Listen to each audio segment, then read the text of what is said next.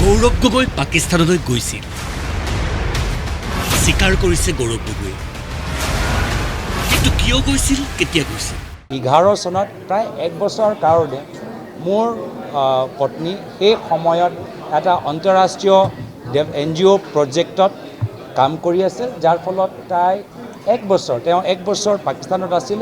আৰু তাৰ পিছত তেওঁ প্ৰায় 2-2.5 বছৰ ভাৰতত থাকিল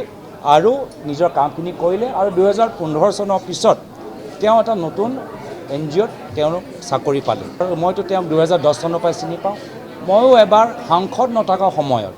2013 চনত সাংসদ নথকা সময়ত লোকসভা সমষ্টি নিৰ্বাচন পূৰ্বে আমাৰ দুয়োজনৰ বিয়া পিছত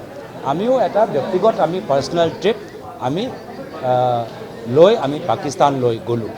12 বছৰ পূৰ্বে কৰা পাকিস্তান ভ্ৰমণৰ কথা এইদৰে কৈ APCCৰ নৱনিৰ্বাচিত সভাপতিগৰাকীৰ ওলোটাই প্ৰশ্ন যদি তেওঁলোকৰ কোৱা মতে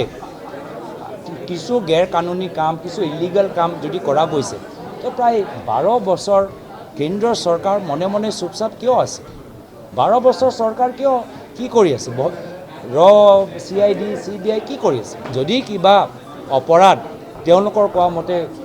মই বা মোৰ পত্নীয়ে কৰিছিল তেতিয়া 11-12 বছৰ এখন চৰকাৰ কিয় মাতা নাই নিৰ্বাচন আহি আছে কিবা এটা বিষয় লাগে আজমল ডাঙৰীয়াৰ আগৰ দৰে সেই প্ৰভাৱটো নাই নতুন কিবা বিষয় লাগে সেইকাৰণে তেওঁলোকে কৰিছে অসমৰ ৰাইজক ইমান সহজ সৰল আপোনালোকে নাভাবিব অসমৰ ৰাইজে বুজি পাইছে এবাৰ অসমৰ মুখ্যমন্ত্ৰীক ধন্যবাদ জনালে গৌৰৱ গগৈ গৌৰৱৰ মতে AICCৰ নেতৃত্বৰ মনত সন্দেহ সৃষ্টিৰ বাবেহে গৌৰৱৰ বিৰুদ্ধে অভিযোগৰ বৰষুণ আনিছিল ডক্টৰ হিমন্ত বিশ্ব শৰ্মাই কিন্তু অসমৰ মুখ্যমন্ত্ৰীয়ে ভবা কথাৰ বিপৰীত হ'ল তেওঁ উদ্দেশ্যটো আছিল যে দলৰ নেতৃত্বৰ মনত মোক লৈ কিবা এটা চিন্তা তেওঁলোকে কৰে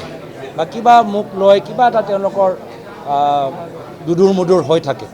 সেই আছিলে তেওঁলোকৰ উদ্দেশ্য কিন্তু সেই উদ্দেশ্যটো আমাৰ দলৰ নেতৃত্বই নাকচ কৰিলে যিদৰে তেওঁ ডিলিমিটেশ্যন তাৰপিছত যোৰহাট লোকসভা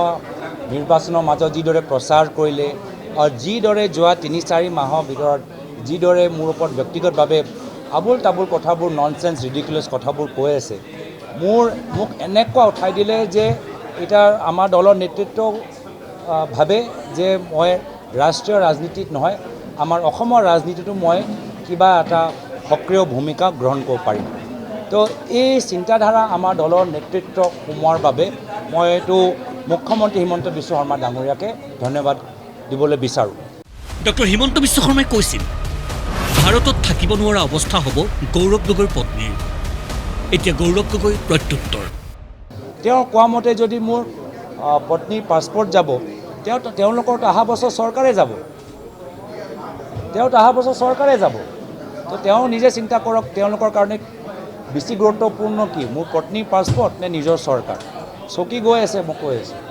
দুই সন্তানৰ নাগৰিকত্বৰ সম্পৰ্কতো সকলো কথা মুকলিকৈ কৈ গৌৰৱ গগৈৰ ওলোটা প্ৰশ্ন ল'ৰা ছোৱালীৰ নাগৰিকত্ব লৈ মাকৰ ওপৰত সদায় নিৰ্ভৰ থাকে কোভিডৰ সময়ত সকলোৱে গম পাইছে যে কেনেকুৱা এটা চিকিৎসা লৈ এটা ভয় এটা আছিল সেই সময়ত আমাৰ মোৰ সৰু ছোৱালী তাই ইংলেণ্ডত জন্ম লৈছিল যিহেতু মোৰ পত্নী সেই সময়ত ইংলেণ্ডত আছিল আৰু যিহেতু তেওঁ মোৰ শহুৰ দেউতা তেওঁ নিজৰ কোভিডৰ পৰা আক্ৰান্ত হৈছিল আৰু সেই সময়ত কোভিডৰ সেই স্থিতি চাই যদিও মোৰ পুত্ৰৰ সেই সময়ত ভাৰতীয় এটা পাছপৰ্ট আছিল কোভিডৰ স্থিতি কি হ'ব কি নাজানে কি আমি নজনাকৈ সেই সময়ত মাকৰ লগত দুয়োজন সন্তান একে পাছপৰ্ট থাকিলে আমি আমাৰ সেইটো ব্যক্তিগত এটা চৰ্চা কিন্তু এইবোৰ চব কথা উত্থাপন কৰি মই ভাবোঁ মুখ্যমন্ত্ৰী নিজৰ পৰিয়ালৰ যোগেদি অসমৰ চুকে কোণে যে মাটি কিনি আছে নিজৰ পৰিয়ালৰ যোগেদি আজি চৰকাৰী ঠিকা আজি পৰিয়ালৰ কোম্পানীসকলক দিয়া গৈছে পৰিয়ালৰ এজন সদস্যৰ নামত 17টা কোম্পানী এজন সদস্য তাৰ ডিৰেক্টৰ হৈছে নিজৰ পৰিয়ালৰ যোগেদি যি অবৈধ কামবোৰ কৰি আছে সেইখিনি কামবোৰ তললৈ পেলাবলৈ এই ধৰণৰ অভিযোগ বা এই ধৰণৰ কথাবোৰ ব্যক্তিগত কথাবোৰ তেওঁ ৰাজহুৱা কৰি আছে ডক্টৰ হিমন্ত বিশ্ব শৰ্মাৰ প্ৰতি গৌৰৱ গগৈৰ কটাক্ষ মুখ্যমন্ত্ৰীৰ সকলো ষড়যন্ত্ৰ ব্যৰ্থ হৈছিল, হৈ আছে আৰু হৈ থাকিব। মোৰ সম্পৰ্কত প্ৰত্যেক চেষ্টাৰ ক্ষেত্ৰত তেওঁ ব্যৰ্থ হৈছে আৰু ভৱিষ্যতেও ব্যৰ্থ হ'বগৈ। তেওঁ হাজাৰটা মিছা কোৱা কথা মুখ্যমন্ত্ৰী, তেওঁ ৰাহুল গান্ধী ডাঙৰীয়া বডি ডাবল চাই। ময়ো কৈছোঁ যদি SIT ৰিপৰ্টত তেওঁ যদি এই কিবা কাহিনী এটা বনায় যে মই ISI পাকিস্তানৰ সমৰ্থক এই ধৰণৰ, তেতিয়া তেওঁ মোৰ কথা নহয়, মোৰ বডি ডাবলৰ কথাও সম্ভৱ হ'ব পাৰে, তাৰ বিষয়ে তেওঁ কৈ আছে। কথাবোৰ খোলোচা হৈছে, বাকী অসমৰ ৰাইজে বিচাৰ কৰিব। পাকিস্তানলৈ গৌৰৱ গগৈ কিয় আৰু কেতিয়া গৈছিল সেয়া তেওঁ নিজেই ক'লে। এতিয়া লাগে অসমৰ মুখ্যমন্ত্ৰী অনা সেই অভিযোগবোৰৰ সত্যতাৰ প্ৰমাণ। মুখ্যমন্ত্ৰীৰ মতে ISI ট্ৰেইনিং ল'বলৈ পাকিস্তানলৈ গৈছিল গৌৰৱ গগৈ। শত্ৰু ৰাষ্ট্ৰত ট্ৰেইনিং লৈ দেশৰ নিৰাপত্তাত আঘাত সানিছিল গৌৰৱ গগৈয়ে।